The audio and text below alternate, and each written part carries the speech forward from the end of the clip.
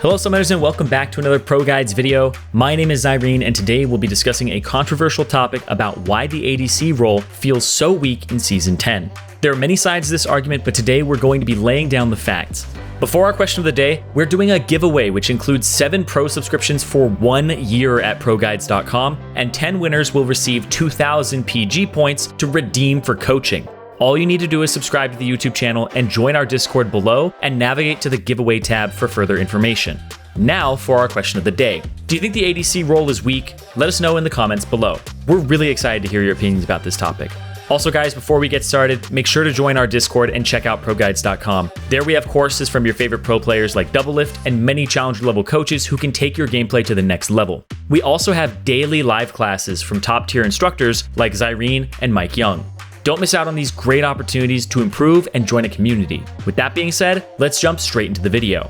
In order to give you our opinion on whether or not the AD carry role is weak, we need to give some context about the roots of marksman champions.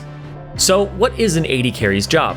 Simply put, the main job of an AD carry is quite literally what the name implies. As an ADC, you want to carry the game by dishing out as much damage as possible while staying at a safe distance during fights. Generally, these types of champions are very squishy and often immobile, so they need a support champion to back them up. Although this sounds pretty simple on text, one could argue that AD carry is one of the most difficult positions to play. You need to have really good mechanics to kite your opponents while constantly repositioning yourself and dealing as much damage as possible. As soon as you make one mistake in Season 10, you are most likely just dead. Now that all of that is out of the way, let's talk about the other major problems about this role. When you're laning 2v2 in the bottom lane, oftentimes you'll find the outcome of the lane is dictated by the skill difference in supports rather than the AD carries. During the laning phase, supports need to set up the marksman for success if they want to make any meaningful plays. When's the last time you've seen anyone in a competitive game set up all the plays for their team as an ADC? Probably almost never, and if they have, it's probably something broken like Varus at the time. This is simply because AD carries do not have the tools to be impactful during the early stages. Most of the time, the early to mid-game transition is decided by the combination of the support and jungle controlling vision and starting fights to snowball the game.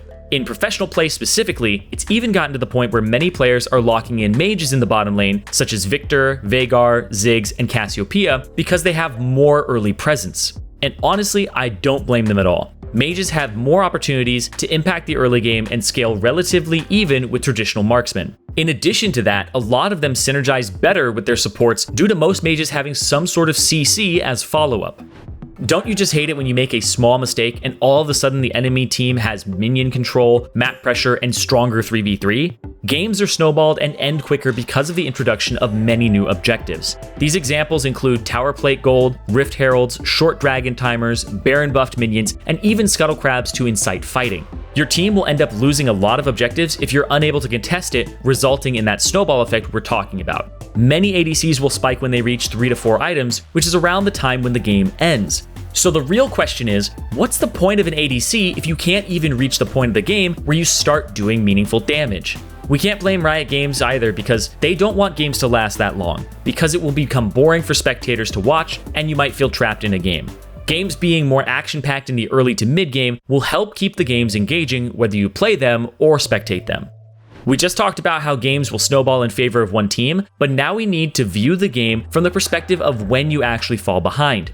When you fall behind, it gets even worse. Since you aren't strong enough to fight back, you're now forced to continue farming and slowly giving up objectives, which only adds on to the snowball effect for the enemy team. This makes you fall into a cycle of farm and lose objectives, all the while hoping that your team can find a decent engagement for you to potentially come back. And since you're behind, your support has no reason to help you, but would rather roam to the mid laner lane and look for a play with him, because he's hitting his 2-item power spike. On top of all these disadvantages, even once you somehow reach 4 to 5 items on your ADC, the enemy ADC has already reached his 6th item power spike, so you're always behind unless you have a massive scaling character. With the current rune system and item design, it's absolutely safe to say that there is just too much damage in the game. Mages, bruisers, assassins, and even tanks can all easily build 1 to 2 items and still do a lot of damage to any squishy targets. Currently, as a traditional mid laner, you can build Luden's Echo and Sorcerer Shoes, and that's enough to one-shot squishy targets. An ADC with a measly Infinity Edge is going to take time to slowly work down somebody's HP, and during that time, if the ADC makes a mistake or gets hit by one crowd control ability, they instantly die. From minute 1 to the end of the game, regardless of your build or level, any mistakes can be your ticket to the fountain. The frustration many ADC players feel is there is no breathing room when it comes down to execution during fights. Don't you love it when you perfectly dodge everybody's abilities in a fight and Syndra outskills you by pressing R? Yeah, I love that.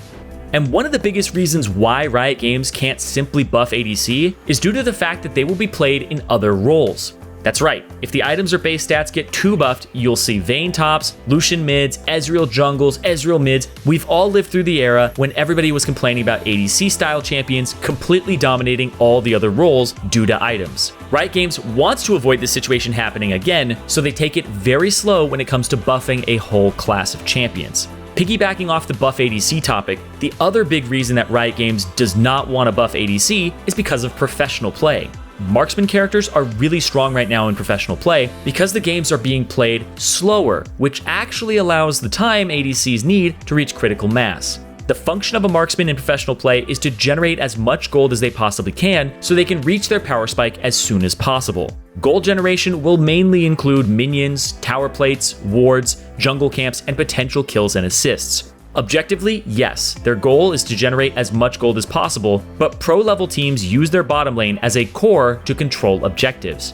You'll notice when the bot lane tower drops, pro teams will rotate their duo bottom to top lane or mid to control either the Rift Herald or the Dragon. This is due to the fact that the support usually has all of the wards, and the ADC can't be left out to dry in a side lane by themselves. Assuming Riot Games finds a way to buff the class without letting those characters seep into other roles, teams would still put heavy emphasis on bot side to snowball the game even harder.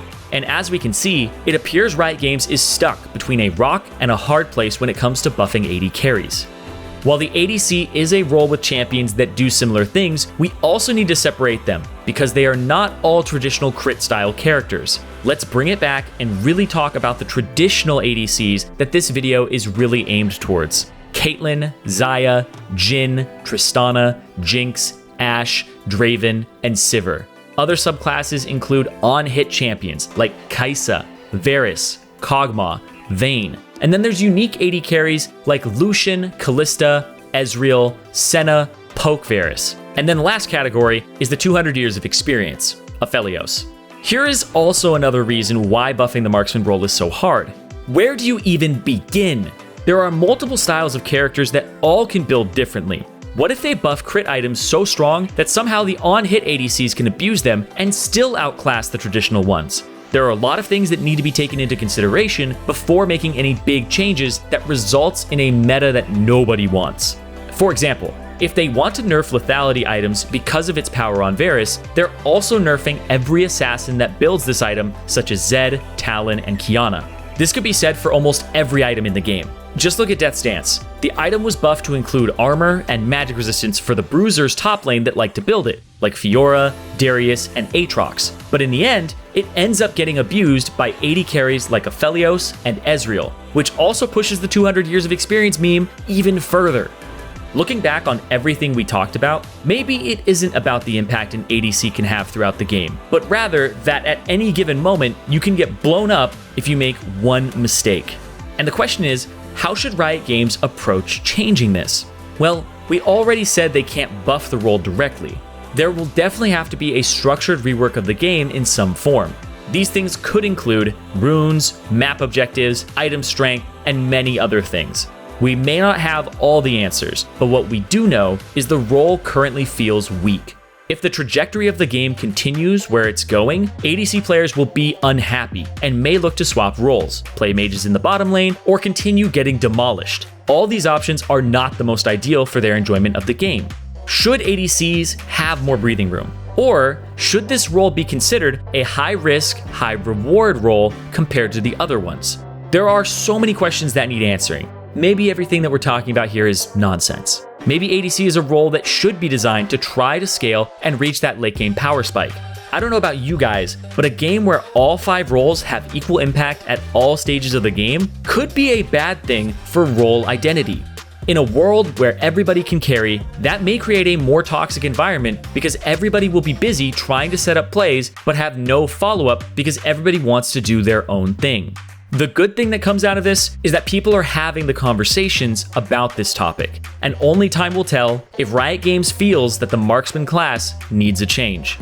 That's going to be it for today's video about why the AD carry role is weak. If you enjoyed the video, make sure to join our Discord below, where we do tons of coaching giveaways and community events. Lastly, don't forget to visit our website at ProGuides.com. There, you can receive coaching from pro players, watch live classes, and improve with courses from pro players. Thank you very much for watching, guys. Don't forget to leave a like and comment. Lastly, I want to remind you guys again that we are doing a giveaway that includes 7 pro subscriptions for 1 year at ProGuides.com, and 10 winners will also receive 2,000 PG points to redeem for high-quality coaching. All that you guys need to do is subscribe to the YouTube channel, which is 1 click, and join our Discord, which is 1 other click, and navigate to the giveaway tab for further information. So all in all, it just takes 3 clicks to get that information you need to finalize the process. Good luck in your next few games, guys, and make sure to ban Aphelios.